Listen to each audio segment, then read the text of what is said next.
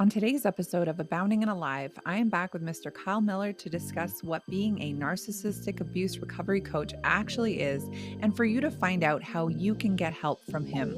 Stay tuned for deeper insight, wisdom, and even some vulnerability as we both recount past experiences.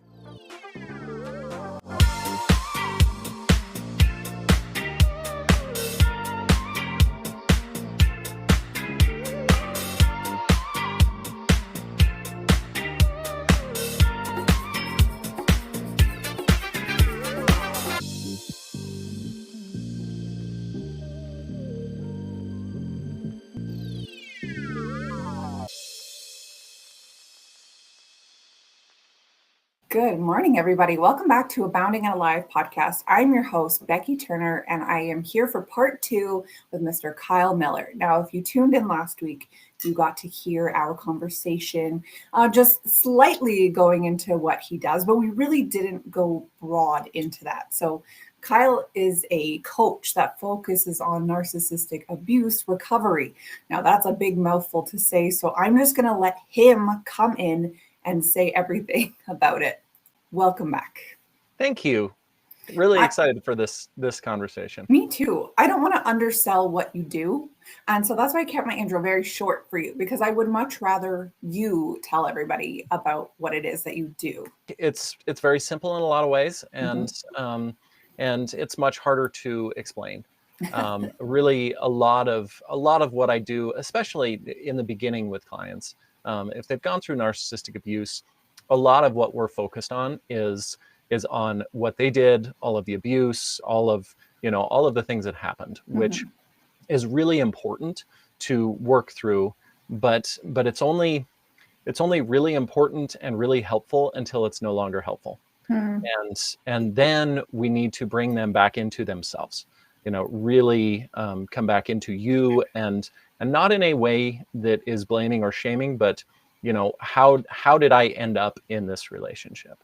And so my coaching is it's very intuitive, and it's very tailored to each individual client.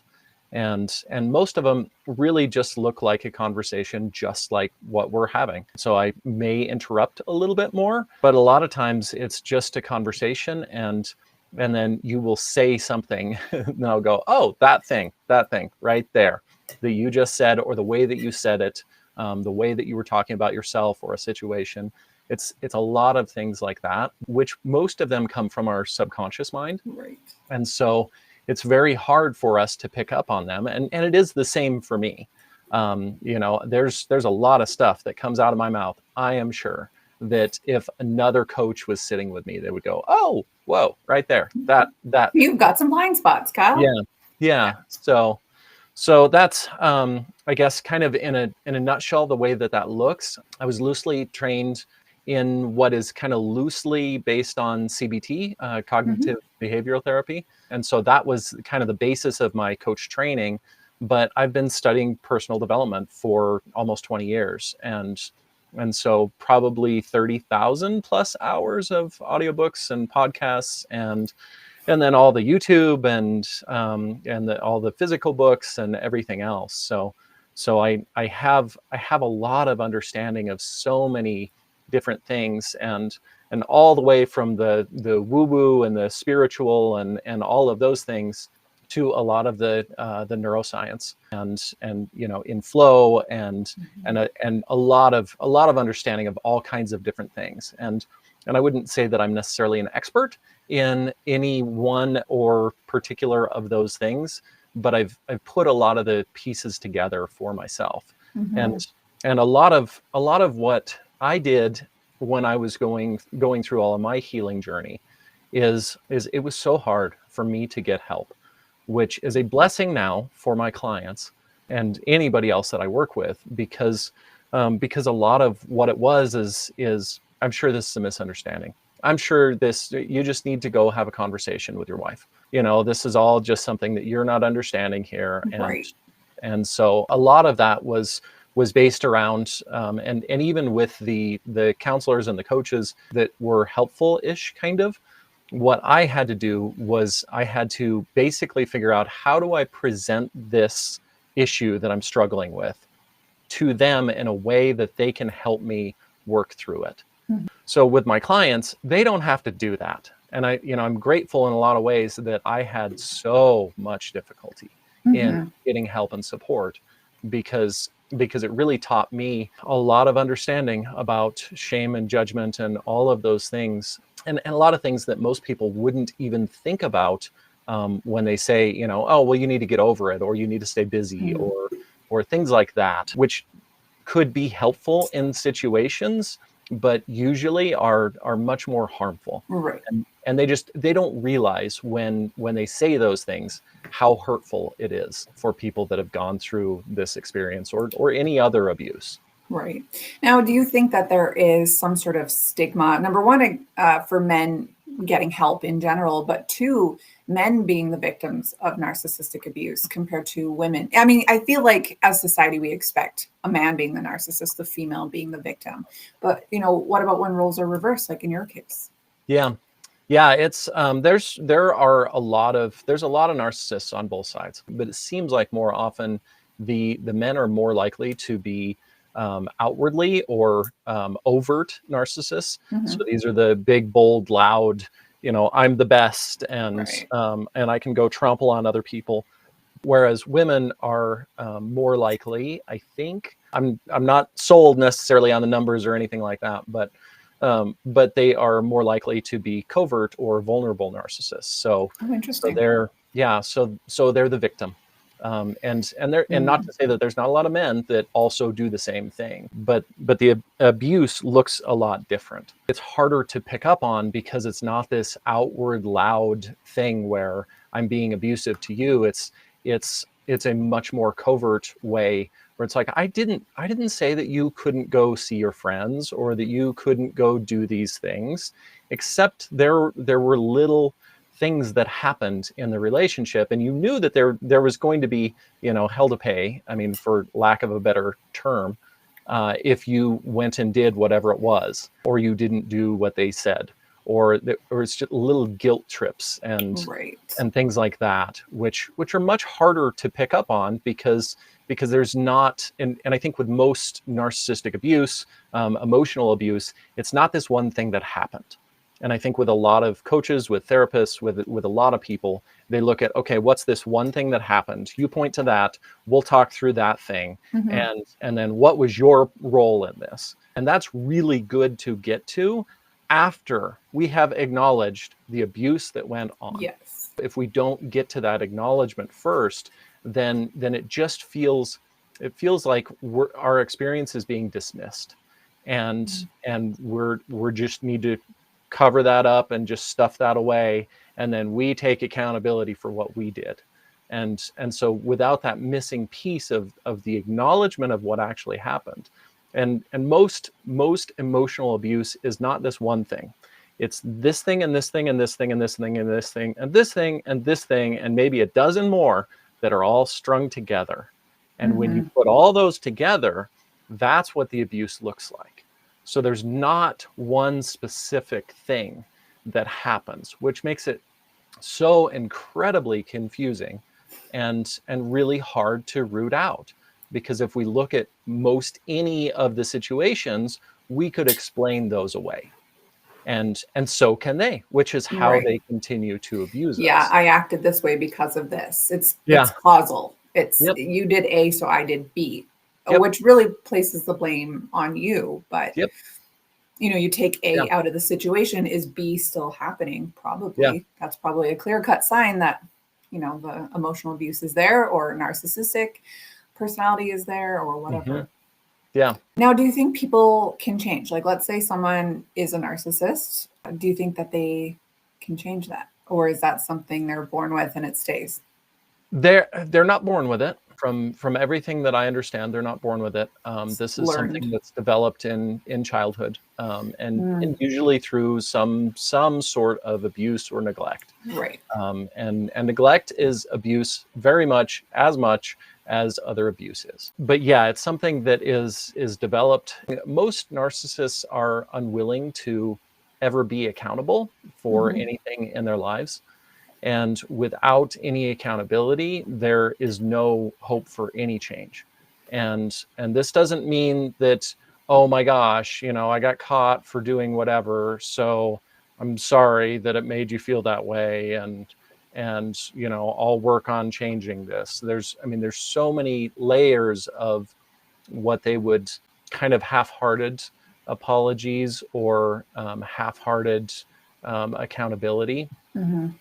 And those are usually things where they got caught.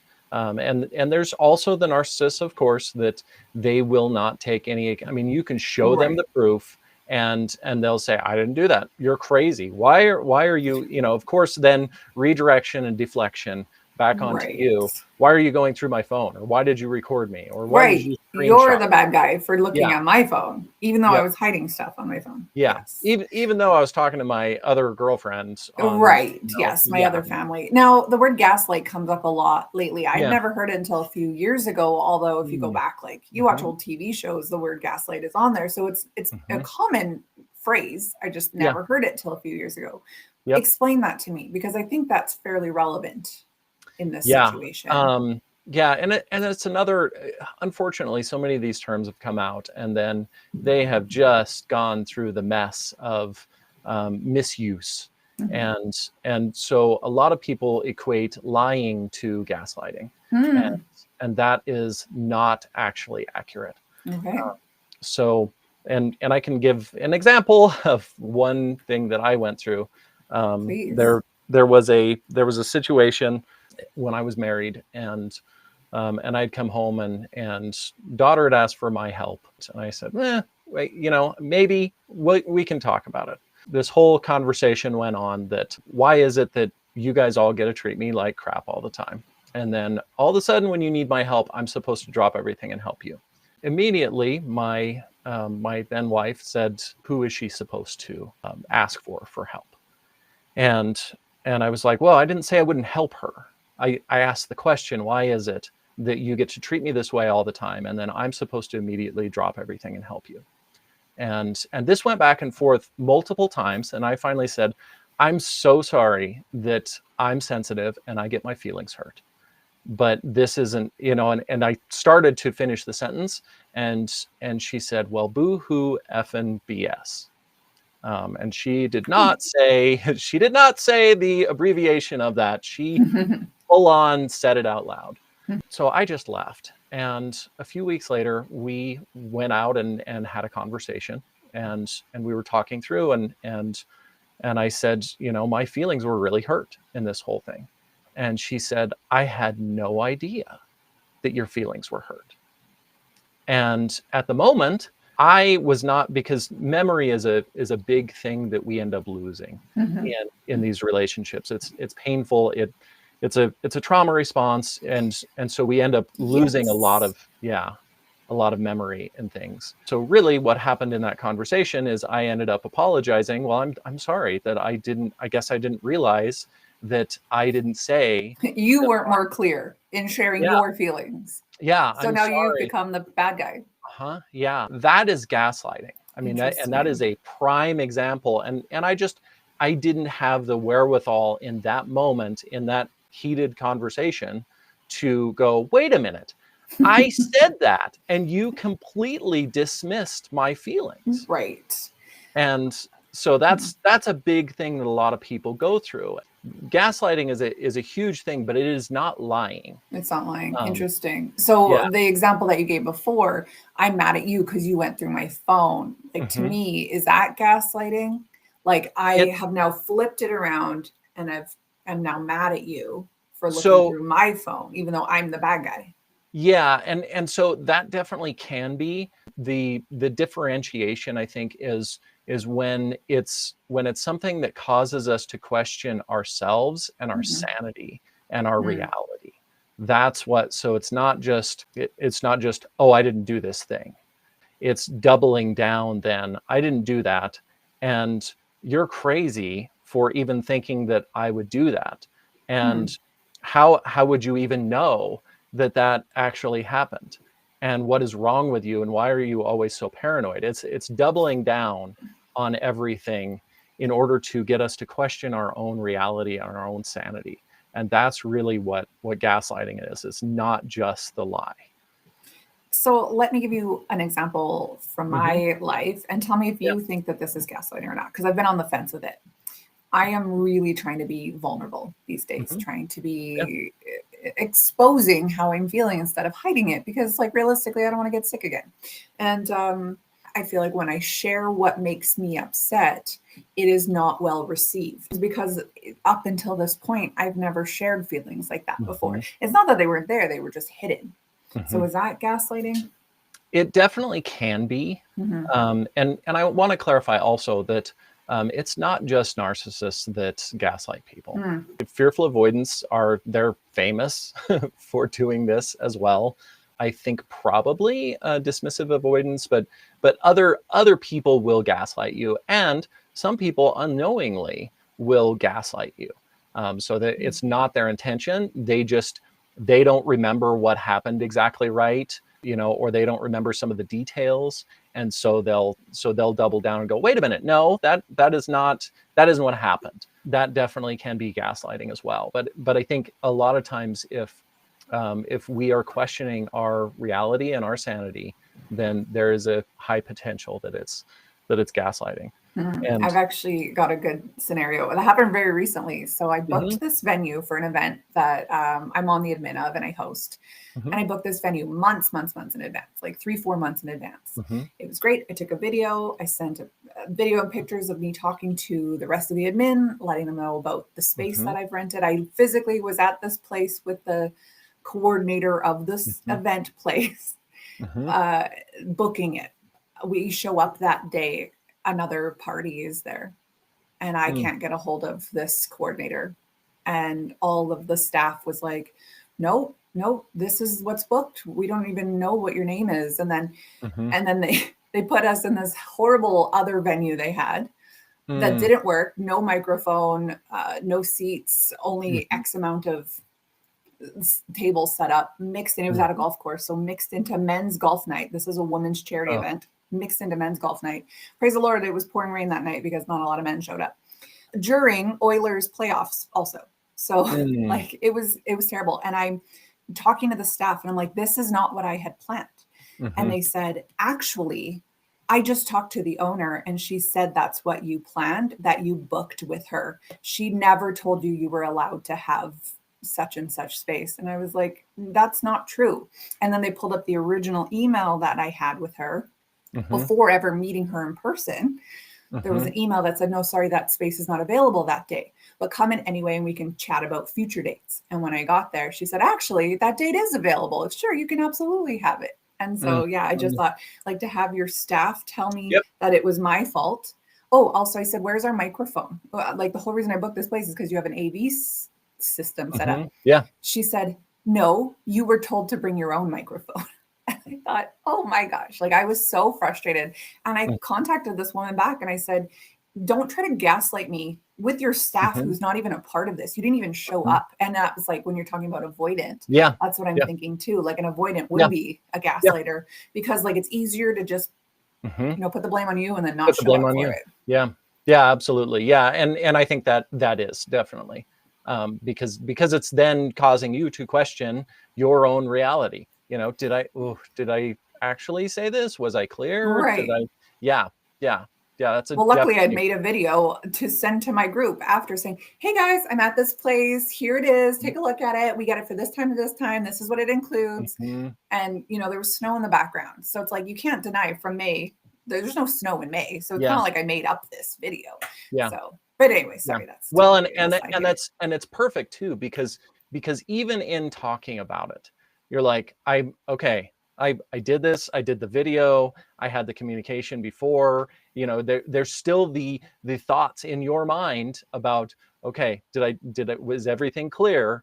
That's, Totally. yeah, very much gaslighting.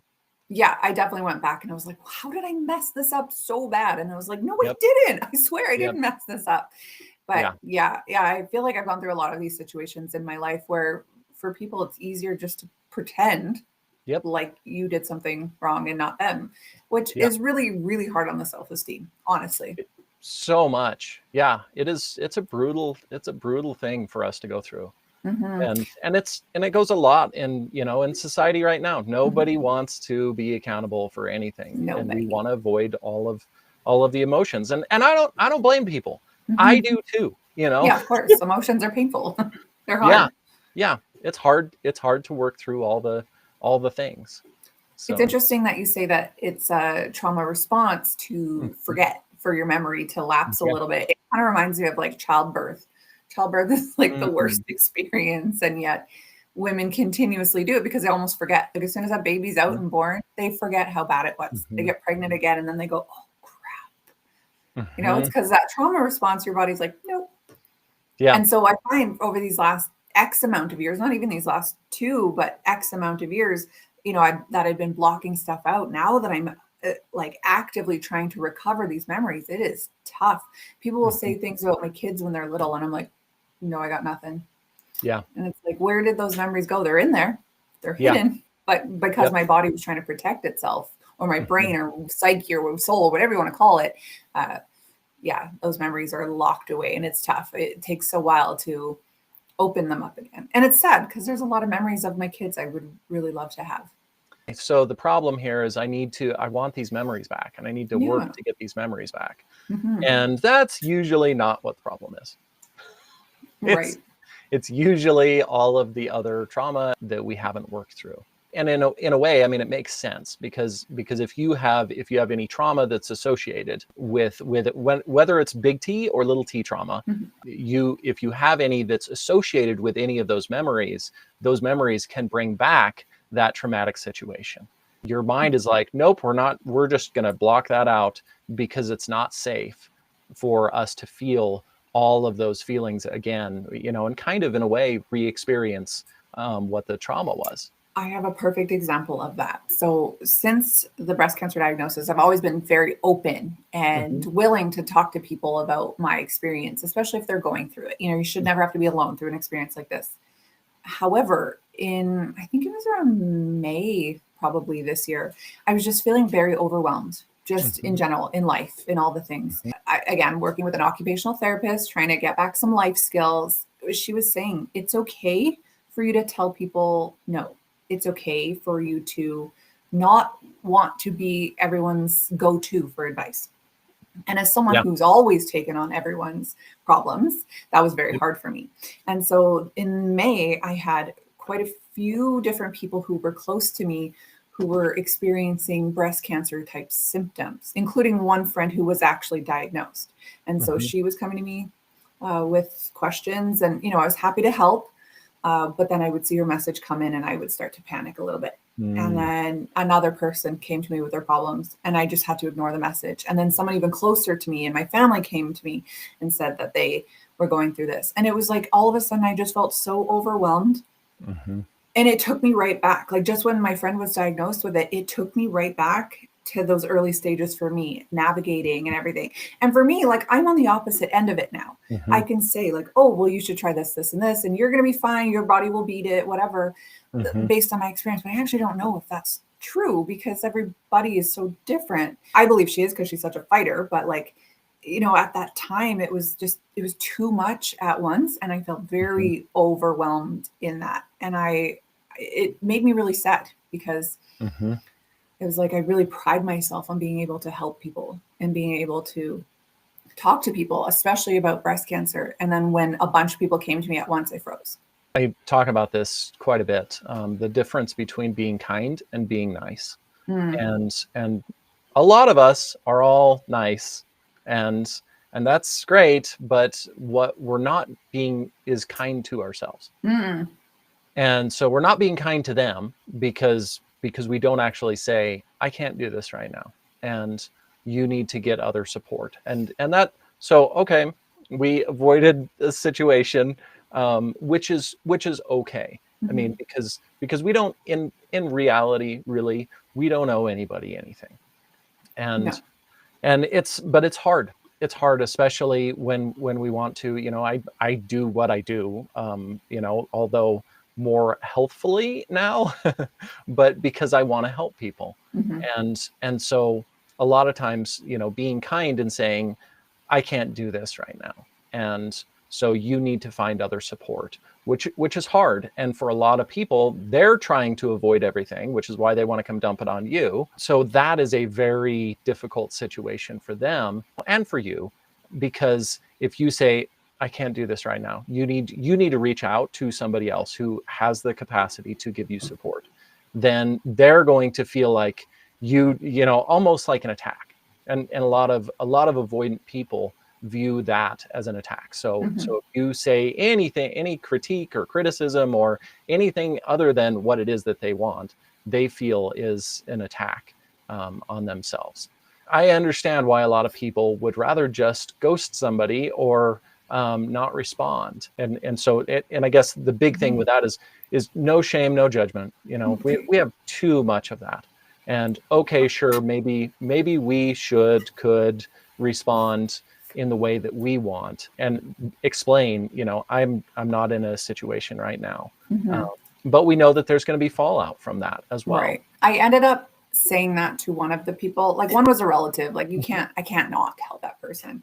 But to one person, I said to her, I just sent a voice message because she really wanted to talk on the phone. And I sent a voice message and I said, I love you. I'm sorry you're going through this. I said, I am just feeling so overwhelmed in all of this right now. And I want to help you. I really do. But it's triggering me to the place where I feel like I'm regressing. Like I just feel like where I was 2 years ago. And I said, I'm having a really hard time giving you all the information that you're asking of me, just because I feel very triggered by it. And I mean, I felt like an idiot sending that message. And she responded via voice message. I never checked it for 2 months. And I finally did check it. And the response was, no, it's all good. I went and had the tests and everything is all clear. And I appreciate your honesty. And so, you know, someone like that, she's very regulated emotionally. She's very mature. So for her, you know, that was okay. But I can definitely see a lot of other people not responding in the same way to that. Unfortunately, I felt dumb in that moment. You know, just admitting that I was not as strong as I thought I was. That's like the big thing. I think that's the thing with counseling, coaching, being vulnerable with people is that you're admitting you're actually not as strong as this persona that you have. Yeah. Yeah. And it takes a lot for us to get to the position where we can actually be honest. I mean, first honest with ourselves, because that, you know, that was a struggle, I'm sure, for you to get to where, oh, okay, I can't do this, which is the honesty with ourselves. And then to be honest with another person, that requires a huge amount of strength and vulnerability. And I think for a lot of people, and this was something I really worked to make sure that I was okay before I started coaching on all of this, you know, that I'm not going to be triggered by any of these things. And I think a lot of people that have gone through it, they end up trying to help a lot of other people, and it ends up hurting them because they're not in a place where they're yet ready, you know, healed enough, you know, processed enough of that so that those things are not triggering to them. Yes. And it's no, you know, no judgment, you know, I get it. No knock. Yeah. We all want to help people. And especially if we've been through it, we know how miserable it is and we want to help. Well, I remember when I was in school to be a counselor, like the teachers were stressing, you cannot have blind spots. Like you have to deal with everything because there's going to be a client that comes in that triggers you and it's going to bring you back and there's going to be transference, whether it's, you know, onto that person, onto yourself, onto somebody else. There's going to be transference and that is not okay. That's very important to work on those dark spots. Like we were talking about last week, how I mean, you deal with and you process the things you're aware of. Yeah. But there is a lot of other parts that, you know, our body blocks from us. Yeah. Or we've chosen to block, or we just don't know about.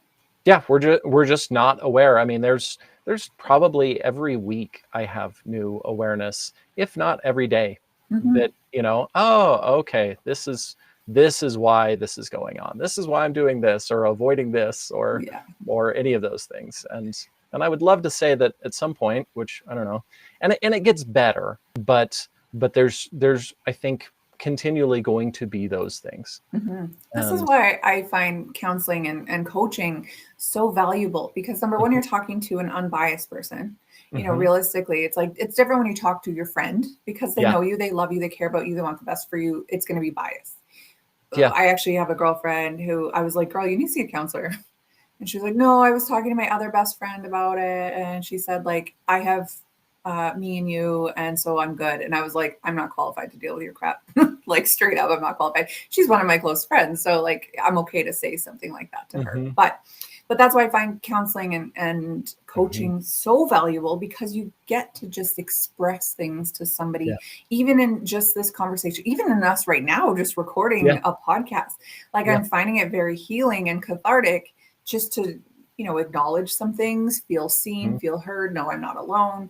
And so that's why, these people who are afraid to dive into that next step of healing, I just say, like, do it. Like, yeah, you're going to uncover some stuff. It's going to be uncomfortable, but man, the reward after, whew, so good. Yeah.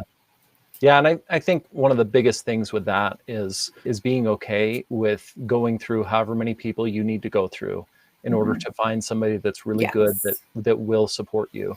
If they're saying any of the things that might be shaming, judging, any of that, not for you.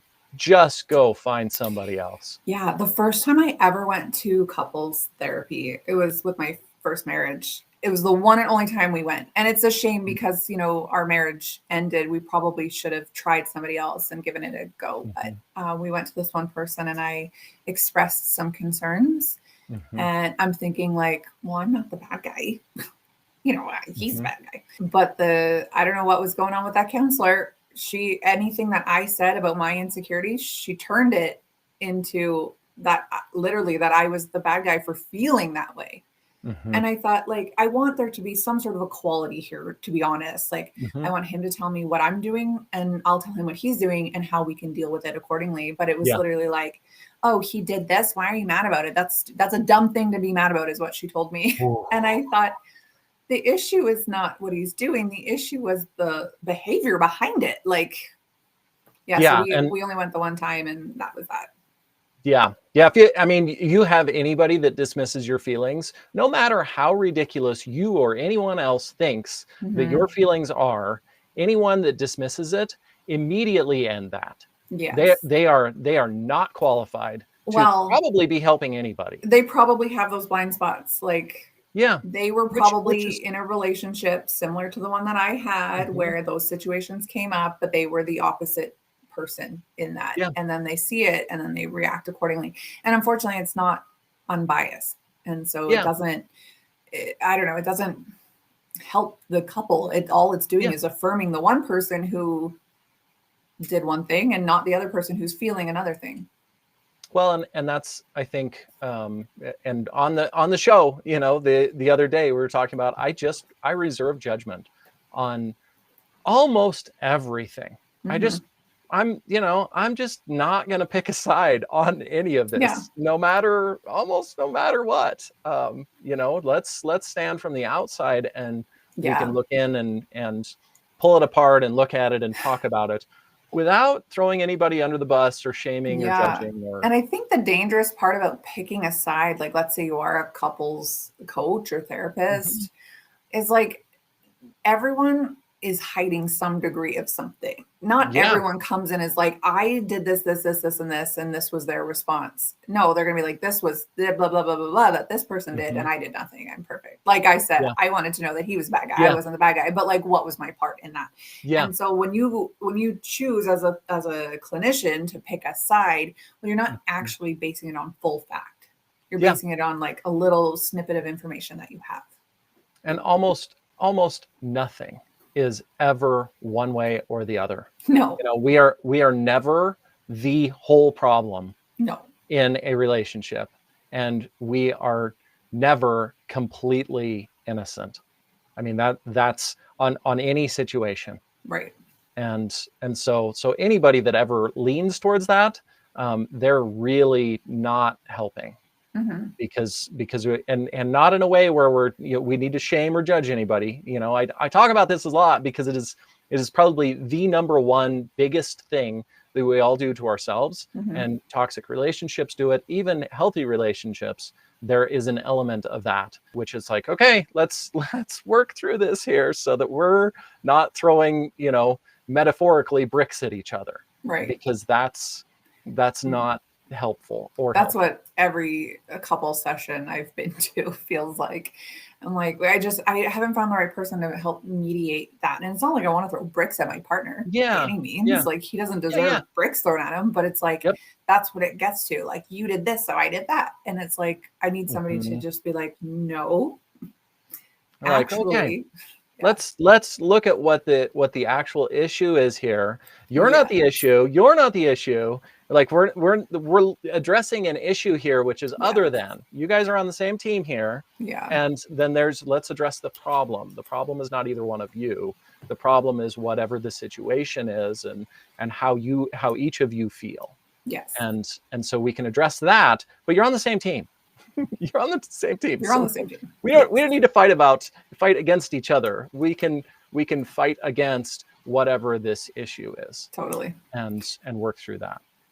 Yeah, I agree completely. Well, I think that's probably enough for today's episode. But you know what? We are going to do a part 3, just because I know that there's a lot more that we need to uncover here. I still want to talk about attachment styles because I think Mm, that's so relevant for people. yeah, But if you're good with a part 3, I'm good yeah, with a part 3. yeah. I Okay, would love that. Yeah, awesome. very awesome. So if you want to book a session with Kyle, KyleMillerCoaching.com. You can also find him on pretty much all the socials at Kyle Miller Coaching. Look for this beautiful face right here. He will just bring you to new awareness, new levels in your healing journey. And I'm so thankful that you were on my show. Thank you so much. Bye, everybody.